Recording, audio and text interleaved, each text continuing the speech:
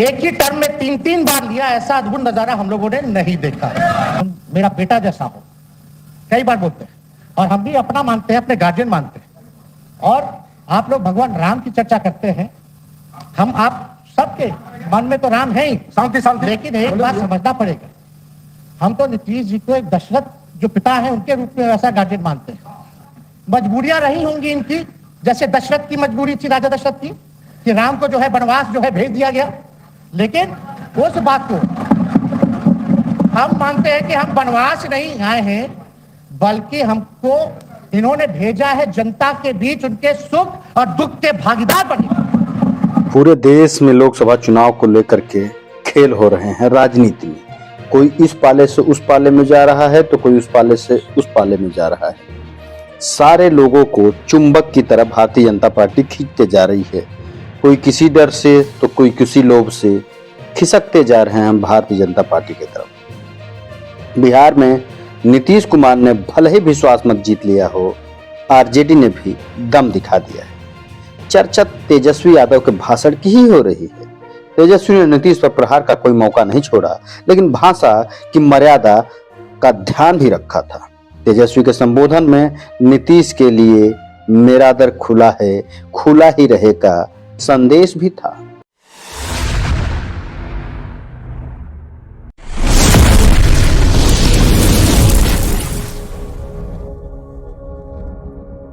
नीतीश कुमार के पाला बदल से बिहार में शुरू हुए सियासी ड्रामे का विधानसभा में शक्ति परीक्षण के साथ ही पटाक्षेप हो चुका है।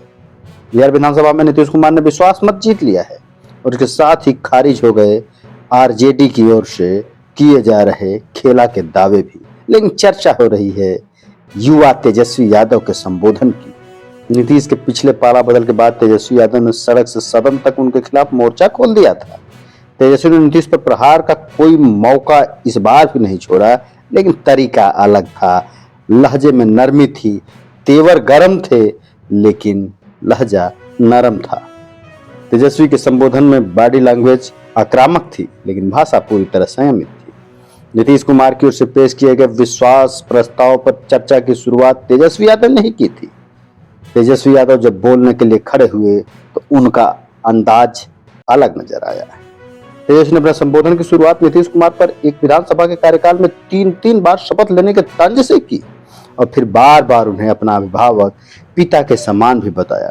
खुद को बच्चे जैसा बताते हुए उन्होंने नीतीश को भगवान राम के पिता दशरथ जैसा गार्जियन भी बता दिया और बिना किसी बातचीत के चुपचाप राज्यपाल को इस्तीफा सौंपाने के लिए उन्हें दोषी भी बताया।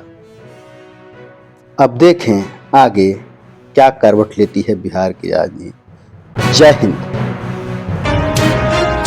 सियासत कहाँ नहीं है, चौखट से पनघट तक, चाय की अड़ी से बाजार की बैठक तक, अकेली जिंदगी से भीड़ की जमघट तक, हर जगह सियासत और हर किरदार सियासी है। सड़क से संसद तक चहकती सियासत तो कहीं उदासी है। यह सियासत किसी पर हुकूमत चलाती तो किसी के चरणों की दासी है। हम आजाद लोकतंत्र की इस श्रृंखला सियासत की बदकही में सुनेंगे सियासत के सतरंगी किरदारों के अतरंगी किस्से।